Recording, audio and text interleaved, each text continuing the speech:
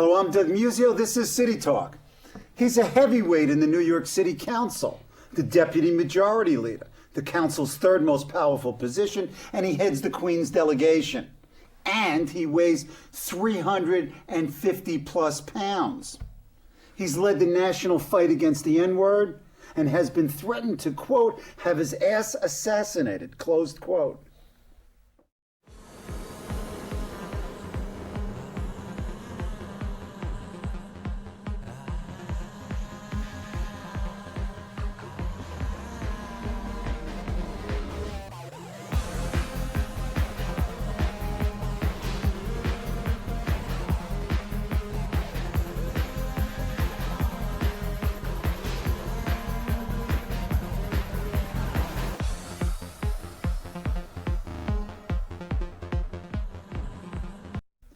He's Leroy Comrie, City Council member from District 27 in Queens, representing St. Albans, Cambria Heights, Jamaica, Rosedale, and other Queens neighborhoods. And as a matter of fact, he's my mother's councilman, so I'll have to be a little bit nice. Welcome, Leroy. Thank you, Doug. Thanks for having me on. My pleasure. And we have with us Cathy Nonas, the Director of Physical Activity and Nutrition Programs at the New York City Department of Health and Mental Hygiene.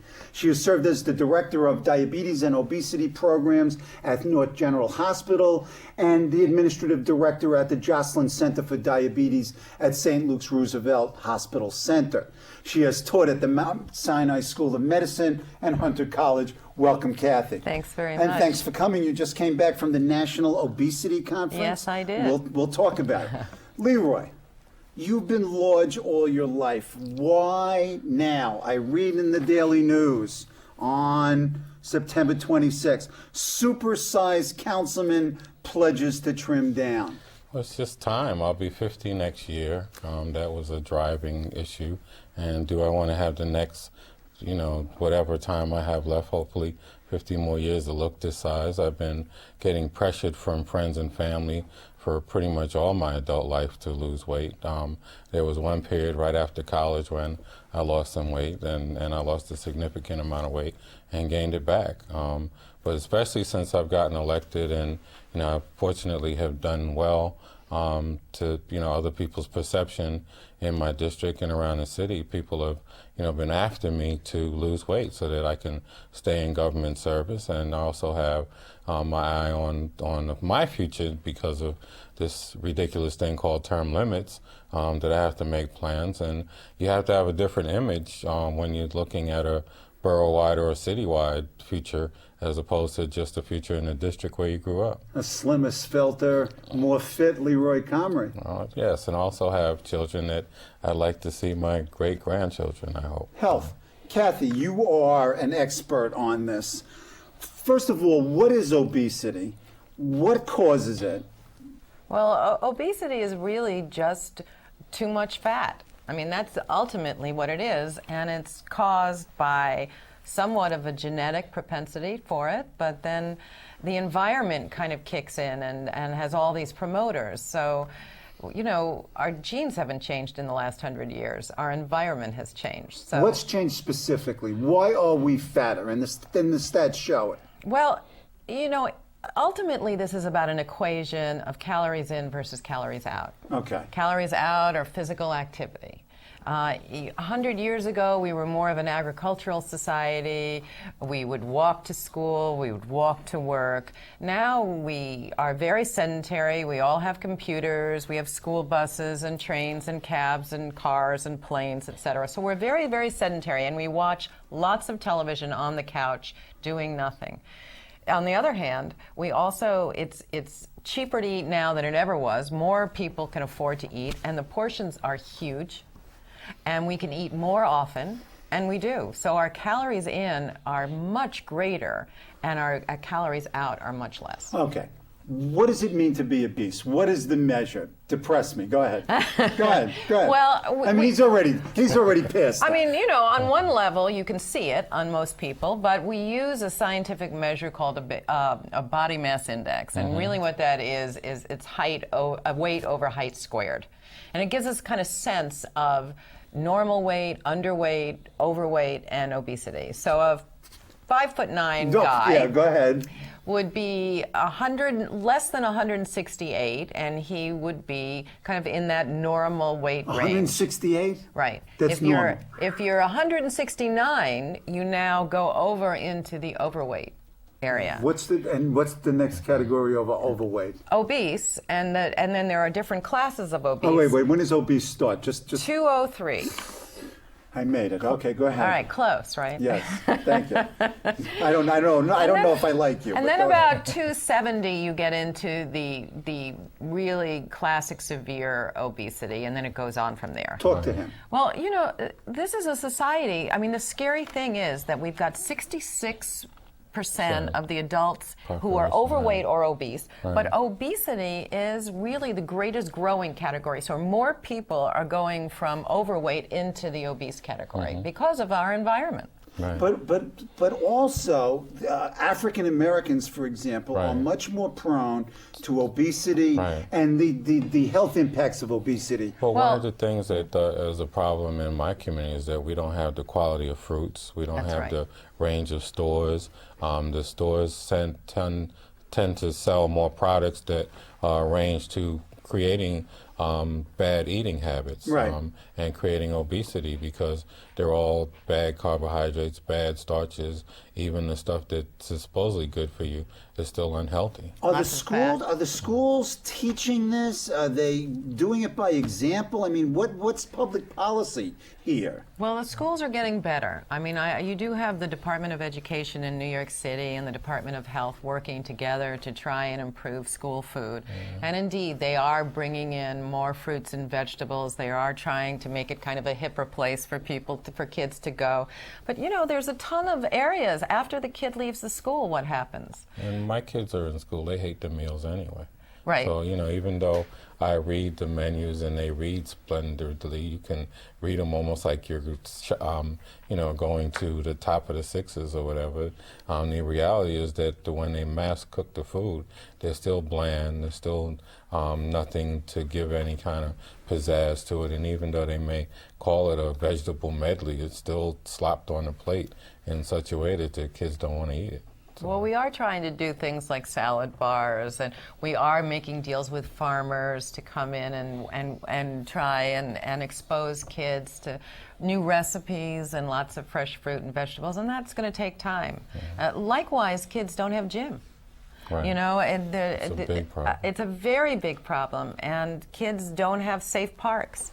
And particularly, as you were saying, in many of the areas where people have lower incomes, they don't have access to fresh fruits and vegetables. They don't have access to safe parks. They don't have access to after-school opportunities. Okay, now there's a guy like Leroy. He's the weight he is, and he wants to lose it. What's the regimen? What are you doing? You're under a doctor's care? I'm under a doctor's care. So you're supervised all the time? Well, I'm working with Queens General Hospital. I'm working, I signed up with Dr. Ian Smith's program, but that gives you the flexibility to choose any health or weight regimen you want to. But I'm focusing on a lifestyle change where I'm not just trying to lose 100 pounds in 3 months. I'm trying to change my eating habits and to change my way of life. So, I'm trying to eliminate caffeine because I would go to 7-Eleven and get the 24-ounce cup of coffee and finish that before I get to City Hall. No donuts with it? No donuts at 7-Eleven. I stayed away from Dunkin' Donuts. Okay. I'd go to 7-Eleven and get that and mainline coffee, Pepsis. I had to give that up. I'm a big bagel nut, so instead of the donut, I'd have a bagel. You could get that from 7-Eleven, or a buttered roll. And it was just bad eating habits, And in the life of the council, you're going from a breakfast in the morning with donuts or coffee and bagels. You're going to a sandwich lunch. You're going to a bad lunch somewhere, and most of these places that have lunch are giving you high carbs, high bad starches. Okay. So it's lots really of fat. just lots of fat. So. Talk about diets. Yeah. I mean, is there a right diet, wrong diet, any diet? I mean, what's your advice on eating and these behavioral changes that Leroy's talking about? In principle, the best diet is the diet that you can adhere to. Okay. Okay. That makes sense. I mean, Right. and that's most realistic. in a broad sense, we would like it to be also nutrient rich except for calories. So you'd like it to have all the vitamins and minerals, and that's why we're always after people to eat more fresh fruit and vegetables, and those things are pretty low in calories in comparison. So we're trying to get people like you are to eat less fat, to eat more fibrous food, to eat less sugar, to drink less juice and eat the fruit, etc.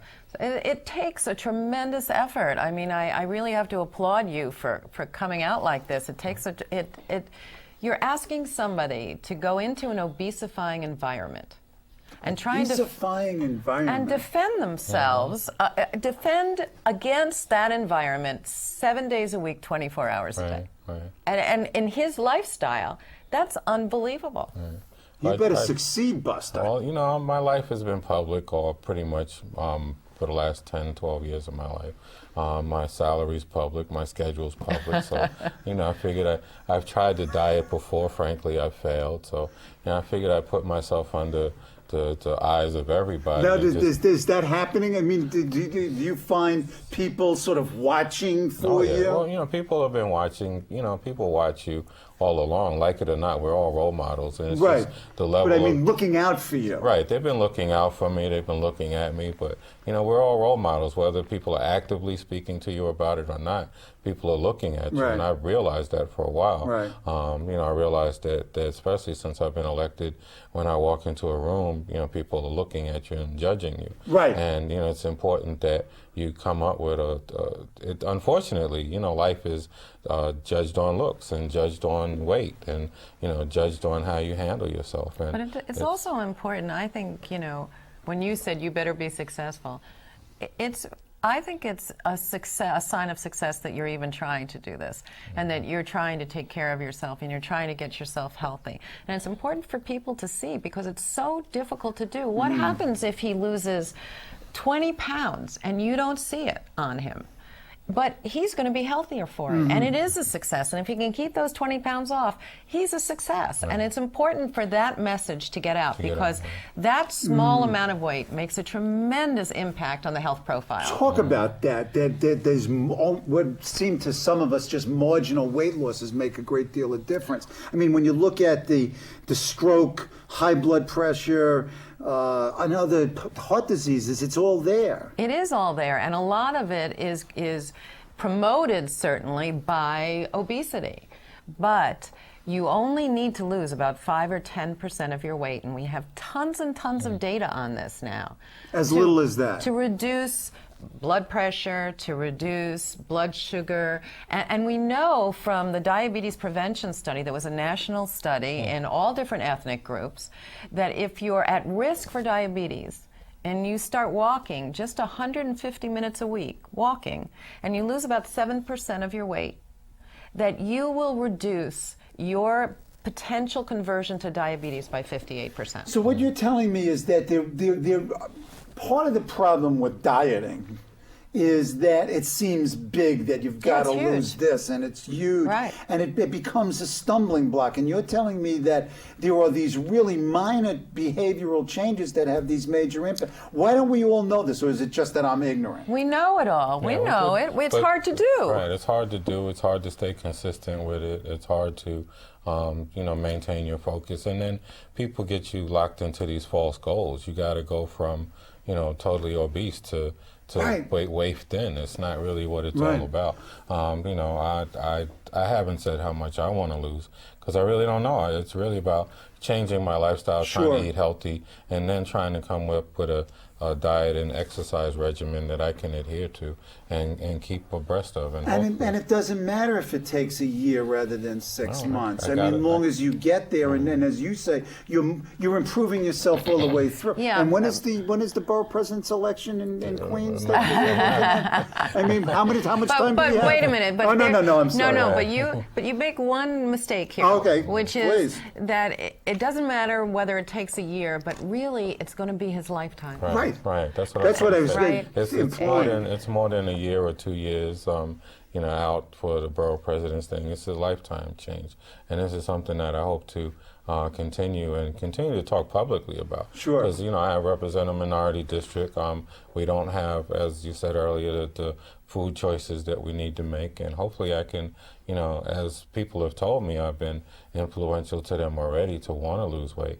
And if we can all work together to look at my entire district to force the bodegas and the grocery stores to do better, there's a long-term Have you begun to do that? I haven't got there yet because I'm still working on my internal But we stuff, have but, in the Department of Health. Talk about that. Yeah, we actually, thanks to you guys, we're going out into 1,000 bodegas to start with, to get them to make sure that they have 1% milk available to the consumers in these low-income areas. That's all we're going into, specifically into Bed-Stuy and Bushwick and Brooklyn. We're going into areas of Harlem and the South Bronx and the Queens to get them to have 1% milk, and then hopefully to have them then start to get fresh fruits and vegetables, and of course reduce some of the soda, you know, and stuff. What else? What other initiative? Well, you got the trans fat initiative. Go ahead. We give health bucks. We give people $2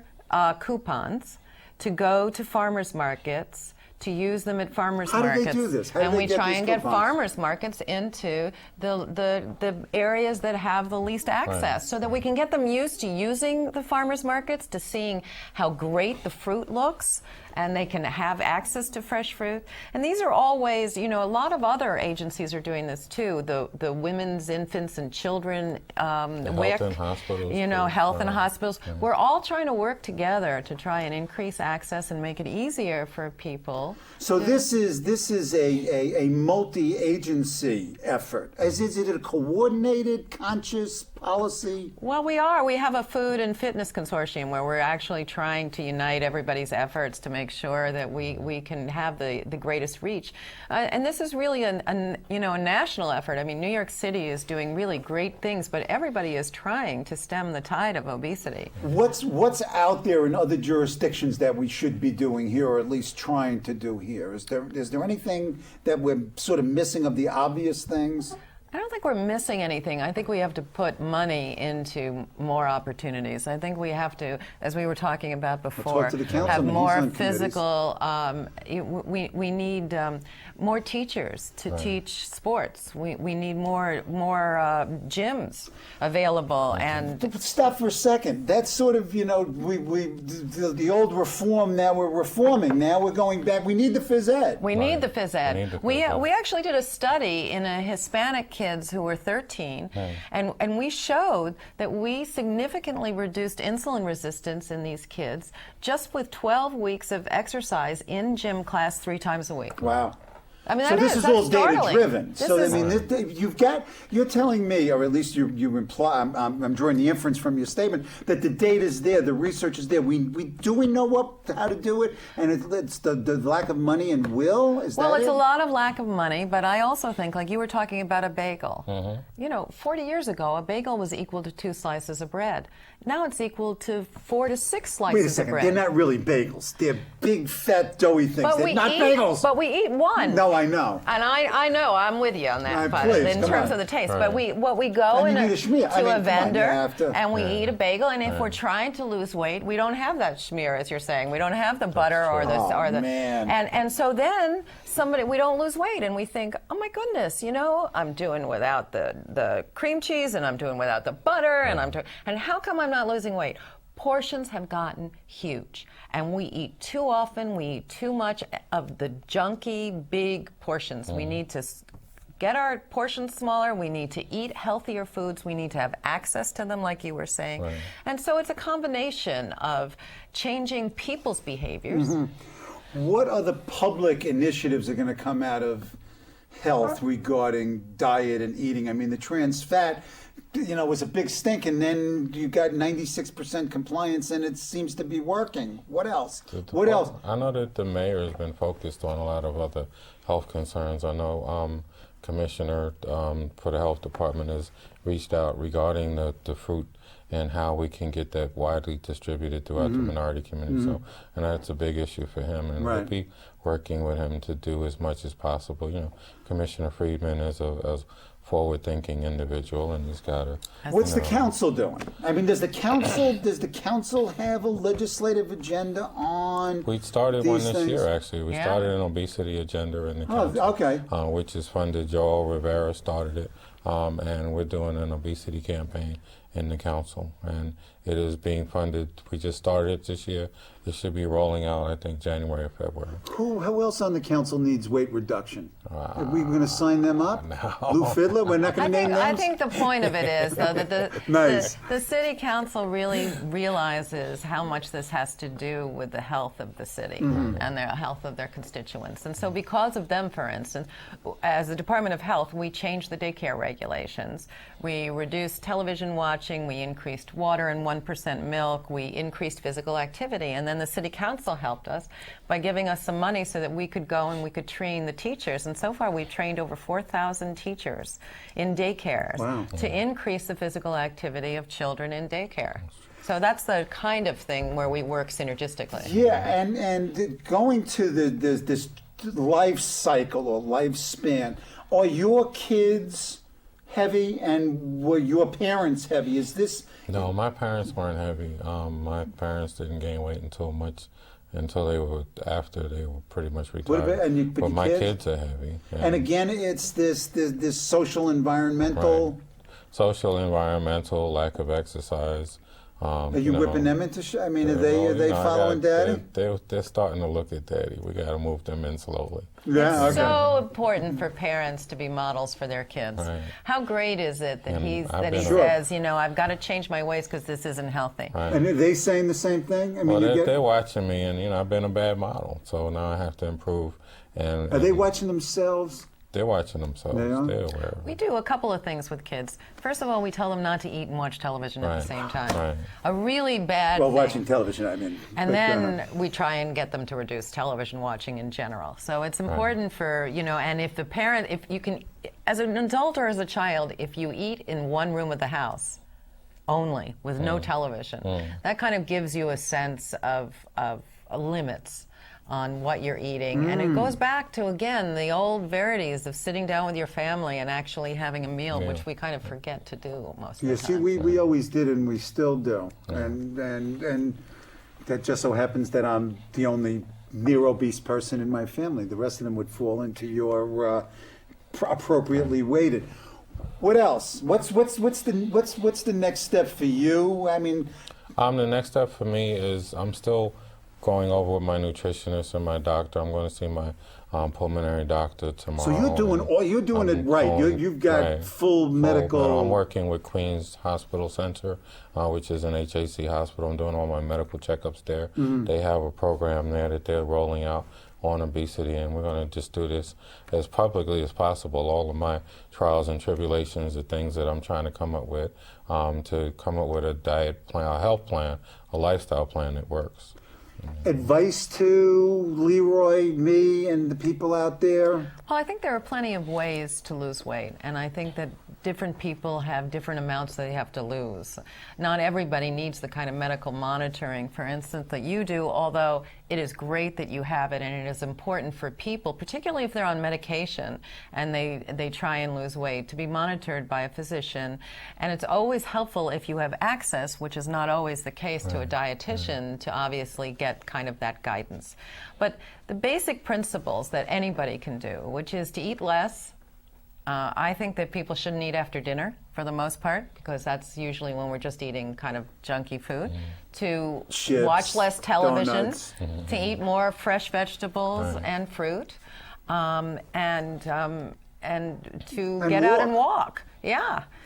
And then you will see a health. Not only will you see a healthier society and a healthier New York City, but you may actually start to prevent the prevalence or the increase in obesity in our kids, which ultimately would be the most wonderful thing, because it's so much harder to treat obesity than it is to prevent it. Wow. We got 2 minutes. I want to talk to you a bit about politics here. So we talked about your Queensborough president race. Right. It seems like everybody's running for borough president. Well, everybody in Seems that Queens way. is term limited. Everybody in so Queens I mean, is- except for one. So Right. 11 of you are looking for jobs. Right, 12 actually. 12 of you are looking for jobs, and you're looking at Queensborough president. I'm looking at Queensborough president. I think it's a natural fit for me. I've been someone that has been a Queens boy all my life and have contributed to all of the parts of the borough. You know, being a borough president is a salesperson or a person that promotes the borough and the city, and that's something that I enjoy doing. So. For a guy who's really pretty quiet, you were in the news a lot, and we don't have much time to talk about it. You'll have to come back, but you led the national movement against the N-word, getting the resolution passed and the city council. You were on The Daily Show, in fact. Yes. I saw you. Yes. So, I mean, you're a national celebrity? I don't know about national, but I'm just trying to do everything I can to make an impact. And, I've been fortunate, especially in the past year, to have people that have really grasped onto the things that I'm trying to do and the issues that I'm trying to bring. The N-word is not really just about that, but it's about us trying to take back our society that's, falling into a commercial abyss.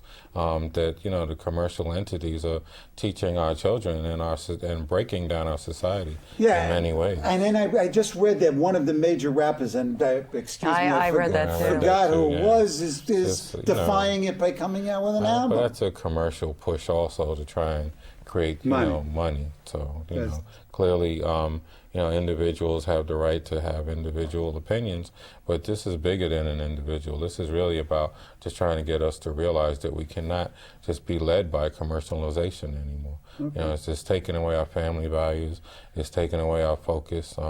The desire to be focused on monetary things and self has really broken up our society. Okay. Very good. Thank you. That's Thank you, right. Kathy. Thank you, you. Leroy. Thank you. It was a pleasure. I'm Good luck. Saddened, Thank you. good luck. I'm Thank saddened to you. know I'm near obese, but good luck to you. Thank you. You can Well, stop, thank you. though, now. Thank you.